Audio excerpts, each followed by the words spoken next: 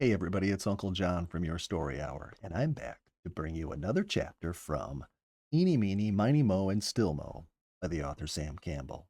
Today's chapter is number 21. It's entitled, Which Way is North? There came a day of rain, and Duke broke up his routine a bit. He decided the fish might be hungry, so he went out to snag a few, as he said. All day long he roamed about the lake in a boat, the sky pelting him with droplets while he lashed out with his casting or dropped his baited hook hopefully into the mysterious depths. I wonder what makes a man do that and like it. I have often done it myself, but I never knew why. Certainly, if a fisherman were ordered to sit out in such a deluge, he would be ready to start a revolution. But fishing seems to justify any inconvenience or discomfort. The number of fish caught can hardly be considered the compensation. It is seldom these days that anyone gets very many of them anywhere. But I guess it isn't fish the fishermen are after. It is just fishing. And certainly there is plenty of that. After 10 hours of work, Duke's catch was very limited, but it was adequate for dinner. Jenny prepared the fish fillets in masterly manner, rolling each piece in cornmeal and cooking it in deep fat until it was golden brown. There were baked potatoes to go with it, cream-strewn beans, and stewed tomatoes from Jenny's canning of the previous summer. Then she topped the meal with a blueberry pie so thick that Duke said he could have crawled between the crusts.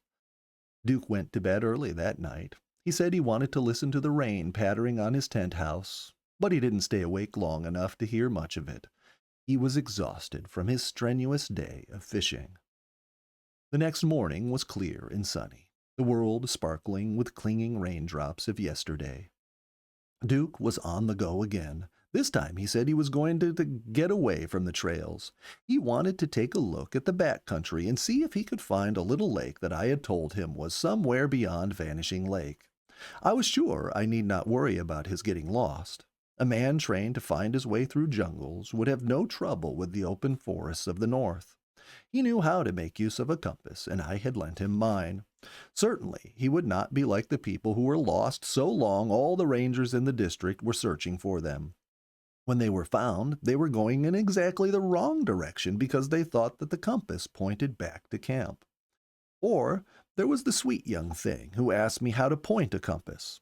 When I explained that you don't point it, that through magnetic influence it always points north, she said, "But what if you're not going that way?"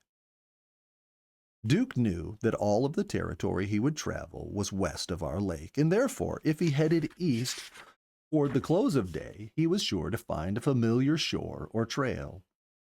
He returned all right to bring us news of a simple adventure that set us aglow with happiness. While we worked over another good dinner drawn from Ginny's endless bag of kitchen tricks, we heard the story. Duke had left the trails near Vanishing Lake, wandering on, giving little attention to what direction he took. He came to swampland, so entangled he could not make his way through it. He skirted the fringe. There were deer to be seen in several places along his meandering route, and chipmunks and red squirrels who paid not the slightest attention to the peanuts he tossed out to them.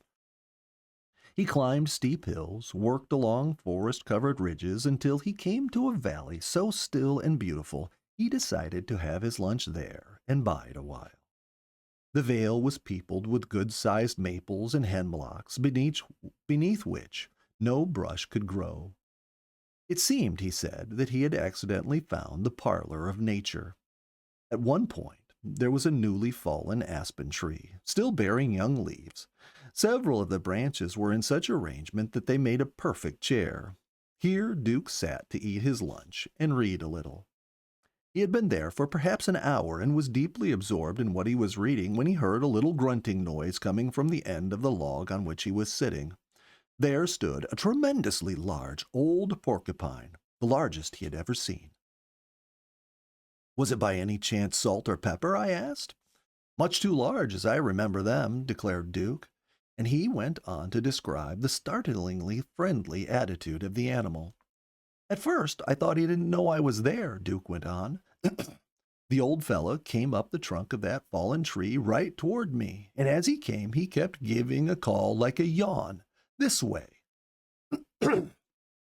And Duke stretched his arms far to the tune of "Ho, ho, hum," in tones that started high and slowly descended.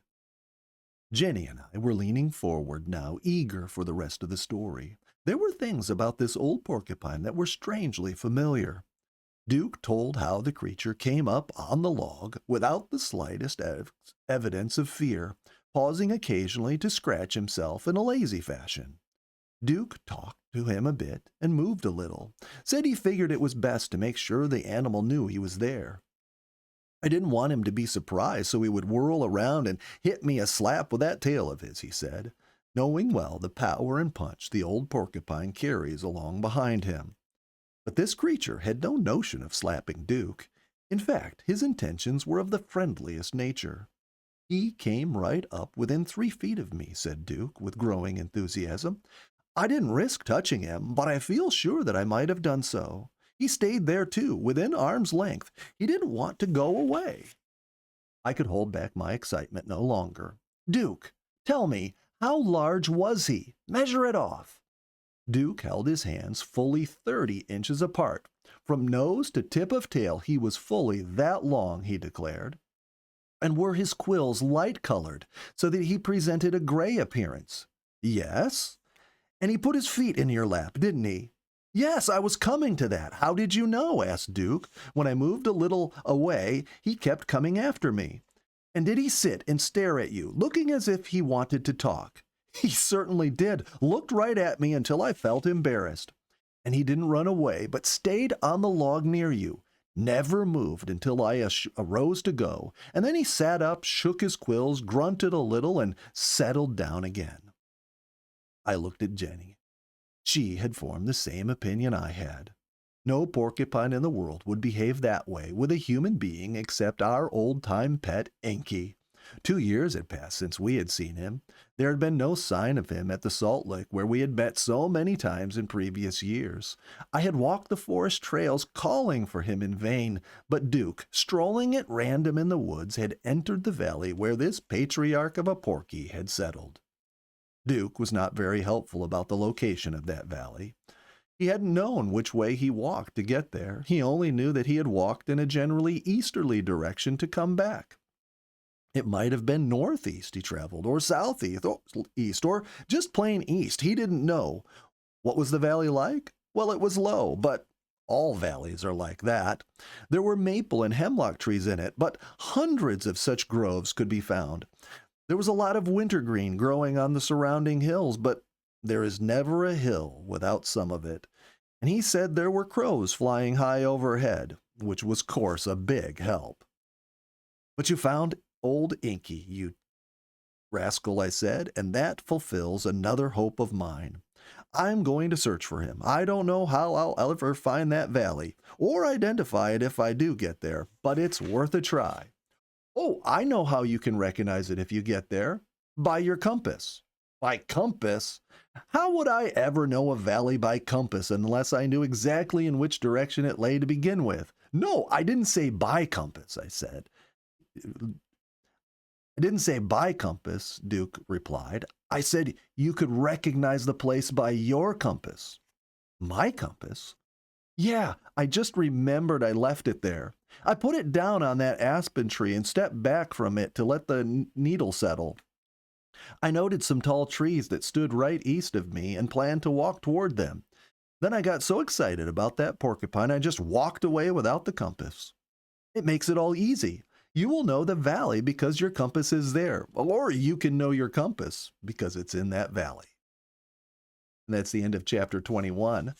Tomorrow, Aunt Nikki will bring you chapter number 22, which is entitled Lesson from a Dragonfly. See you then.